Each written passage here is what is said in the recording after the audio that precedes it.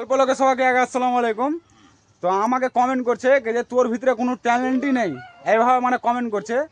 তো আমি ওকে একটাই কথা বলতে চাই কে দেখ, আমি বড় বড় এমএলএকে আমি ছাড়িনি রোস্ট করতে। তো তুই কোন খ্যাতের মলি বুঝলি, কে তোকে আমি মানে রিপ্লাই করি না তোকে, কি যে তুই অনেক দিন থেকে ভিডিও বানাচ্ছিস কিন্তু তোর ভিডিও একটা তো মানে ভিউজ যায় না। ভিউজ যায় না তো যায় না, তুই হলো একটা ছাপড়ি কন্টেন্ট ক্রিয়েটার বুঝলি। আমার জন্য তুই একটা ছাপড়ি কন্টেন্ট ক্রিয়েটার, কিন্তু আমাকে মানে যত বড় বড় কমেন্ট করছে আমি যদি রিপ্লাই দিতে লাগি তাহলে ওর রিপ্লাই কেউ শোনার থাকবে না। তাই জন্য মানে কি আমি রিপ্লাই দিই না, আর ওর প্রোফাইলটা উঠিয়ে মানে আমি কথা বলি না।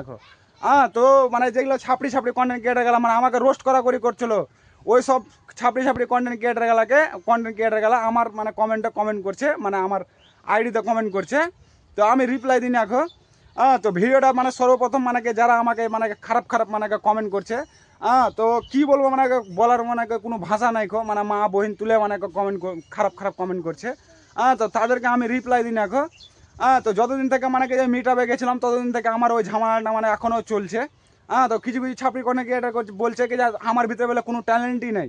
তো এই ভিডিওটা সর্বপ্রথম ওদের কাছে শেয়ার করে দেবেন।